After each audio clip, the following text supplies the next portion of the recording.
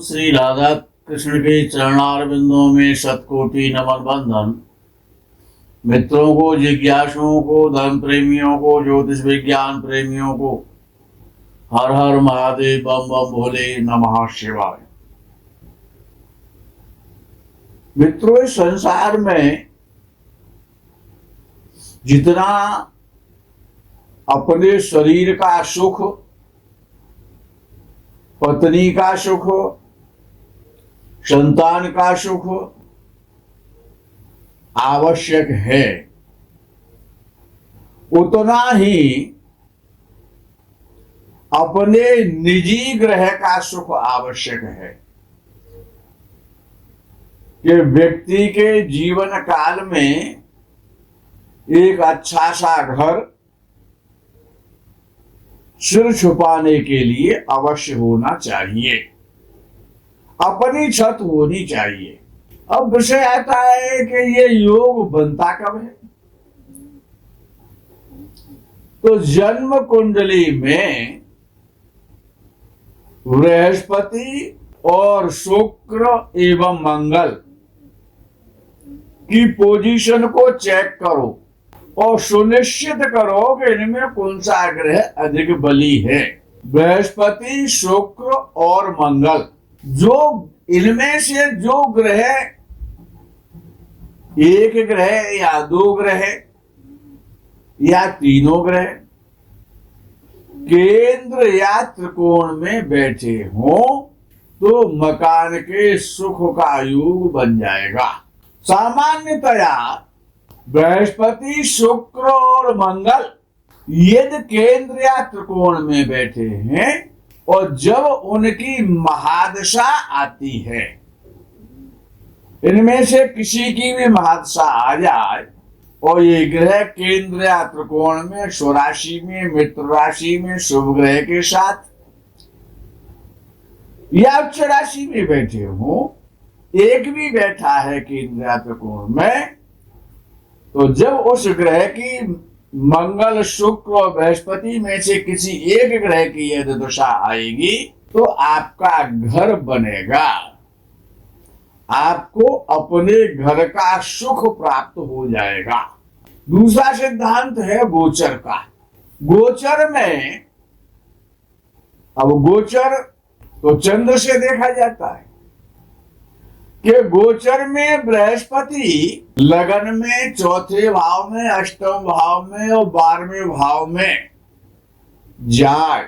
गोचर में पुनः सुन लें, पहले भाव में, चौथे भाव में, 8वें भाव में या 12वें भाव में जब बृहस्पति जाता है तो मकान अर्थात आपका अपना घर बनाने का, खरीदने का समय निश्चित हो जाता है कि अब आपके मकान बनने का या खरीदने का योग बन रहा है। घर, अच्छा घर होने के लिए बृहस्पति महत्वपूर्ण भूमिका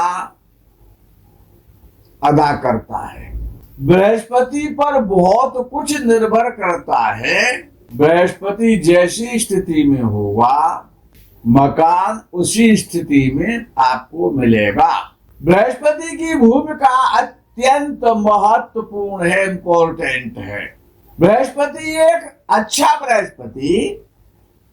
अच्छे घर की आशा की तरफ इशारा करता है। यदि बृहस्पति उच्च राशि, मूल त्रिकोण राशि अर्थात धनु राशि या मीन राशि का होकर कुंडली के 1, 4, 8 या 10वें भाव में बैठा हो तो एक अच्छा सुंदर सा आपको घर प्राप्त हो जाएगा। यद्यपि बृहस्पति घर का कारक तो है, लेकिन यदि बृहस्पति राहु या शनि से संबंध बना ले, बृहस्पति के साथ राहु या शनि बैठ जाए या राहु शनि से दृष्ट हो जाए, ये गोचर का विषय चल रहा है। बृहस्पति राहु के साथ चला जाए या शनि के साथ चला जाए, उनसे संबंध बना ले या दृष्ट हो जाए, इनकी दृष्टि बृहस्पति पर हो जाए तो निश्चित रूप से घर की आशा पूर्ण होगी। लेकिन घर पुराना होगा। घर क्योंकि राहु और शनि पुराना ओल्ड घर देते हैं। वो यदि बृहस्पति शुक्र एक साथ पहले चौथे 8वें या 10वें भाव में युति से संबंध बना लें या दृष्टि से संबंध बना लें, संबंध हो जाए, बृहस्पति का संबंध शुक्र के साथ हो जाए तो एक नया अच्छा और बड़ा घर आपको देते हैं। यदि चौथे भाव में शनि जन्म कुंडली में, गोचर की बात नहीं है, अब यदि चौथे भाव में शनि और सूर्य की युति हो जाए, घर के लिए अच्छी नहीं है, आपका निजी घर नहीं होगा। लेकिन यदि किराए का भी घर है, अपना घर ये नहीं करते जब सूर्य और शनि की युति चौथे भाव में होती है, तो ये घर की चिंता तो हमेशा देते हैं, किराए के मकान में रखते हैं सूर्य शनि की युति चौथे भाव में, लेकिन वो किराए का घर सुंदर होता है, अच्छा होता है, सुख सुविधा युक्त होता है। अब जन्म कुंडली के चौथे भाव में यदि शुक्र बैठा हुआ है तो बहुत अच्छा कर देगा। लेकिन राहु शनि मंगल से पीड़ित ना हो।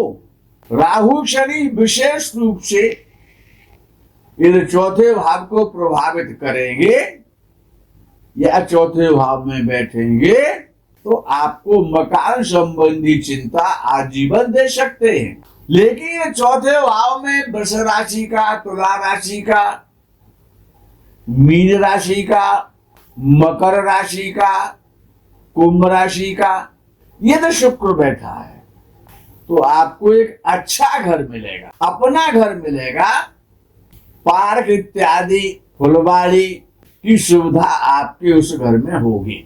यानी कि चौथे भाव का जो शुक्र है वो सुंदर कोठी टाइप, कोठी जैसा बाग बगीचे वाला घर देता है।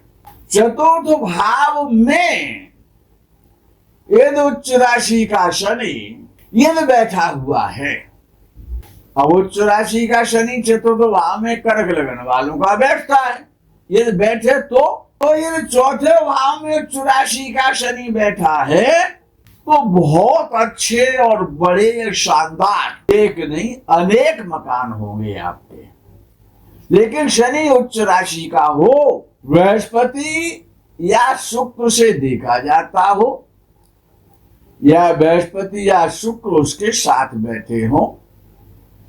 लेकिन देखने में यह भी आता है कि केवल उच्च राशि का शनि ये चौथे घर में बैठा है, बली है, तब भी अनेक मकान आपको भवन दे सकता है, कोठियां दे सकता है। लेकिन यदि चौथे भाव में राहु महाराज बैठ जाए और अपने नक्षत्र में राहु बैठा हो, चौथे घर का राहु जन्म कुंडली में अपने नक्षत्र में बैठा हो तो घर का सुख खत्म कर देता है, ग्रह विहीन बना देता है, घर का कष्ट हमेशा आपको चुभता रहेगा। मित्रों, दूसरा सिद्धांत जैमिनी ऋषि का है, कारकांश कुंडली के आधार पर। बड़ा महत्वपूर्ण सिद्धांत है, इसको भी आप अप्लाई करेंगे तो अच्छा 100% फल प्राप्त होगा। घर के संबंध की बात कर रहा हूं, केवल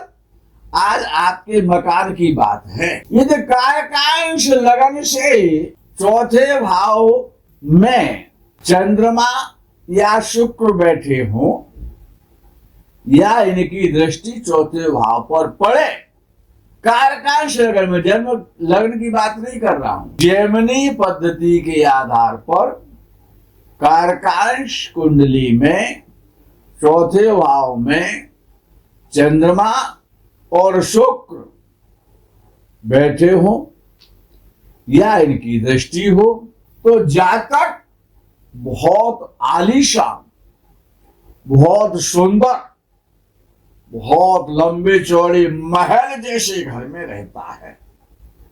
उसको जन्म से ही श्रेष्ठ घर प्राप्त होता है, सुंदर भवन, महलनुमा भवन उसको प्राप्त होता है। और यदि कारकांश लगन से चतुर्थ भाव में यदि सूर्य बैठा है तो फिर तो आपको छप्पर में रहना पड़ेगा या झोपड़ी में रहना पड़ेगा, घास फूस का घर होगा, प्राय ऐसा हो। और चौथे भाव में कारकांश कुंडली में चौथे भाव में यदि बुध बैठा है तो ऐसा घर मिलेगा कि जिसमें आपका व्यापार का प्रतिष्ठान भी होगा, उसमें आप व्यापार भी करेंगे उस घर के द्वारा, उससे आपकी इनकम भी होगी, उस वहां पर लोग आएंगे जाएंगे और आपको अच्छा साज सज्जा सजावट वाला सुंदर घर प्राप्त होगा। चौथे भाव पर यदि बुध की दृष्टि भी है कारकांश कुंडली में तो आपको एक अच्छा मकान रहने को प्राप्त होगा, सुंदर सजावट वाला घर होगा। यदि कारकांश कुंडली के चौथे भाव में शनि और राहु दोनों बैठे हो या इनमें से एक कोई बैठा हो, शनि बैठा हो या राहु बैठा हो, तो घर में प्रायः ईंट और पत्थर का प्रयोग होगा। आपका जो मकान है वो बड़ा होगा, लंबा चौड़ा होगा और पत्थर से या पहाड़ी पर बना हुआ या ऊंचे स्थान पर बना हुआ या पत्थर का प्रयोग उसमें ज्यादा होगा, ऐसा घर आपको प्राप्त होगा। मंगल या केतु दोनों या दोनों में से एक कारकांश कुंडली में यदि चौथे भाव में बैठे हैं तो मकान आपका पत्थर का होगा, मोस्टली उसमें पत्थर का प्रयोग होगा। यदि कारकांश कुंडली में चौथे भाव में बृहस्पति बैठा हो तो आपका जो मकान है, आपको जो घर प्राप्त हुआ है, आप जिस घर में रहते हैं वो उसमें प्रायः अच्छी सुंदर कीमती इमारती लकड़ी का प्रयोग ज्यादा होगा, यानी वो लकड़ी वाला भवन कहलाएगा। उसमें ज्यादा से ज्यादा आप लकड़ी का प्रयोग करेंगे, ऐसे भवन में रहेंगे। विद्वानों तो ये लिखा है कि ऐसा ये बृहस्पति कारकांश कुंडली में चौथे भाव में बैठा है तो लकड़ी वाला भवन ही देता है। मित्रों, आज के प्रकरण में यही विराम। आगे के प्रकरण का आप इंतजार करें। आपको आपके घर का सुख सदैव प्राप्त हो, इसी कामना और भावना के साथ विश्राम। हर हर महादेव, बम बम भोले, नमः शिवाय। जय गो माता।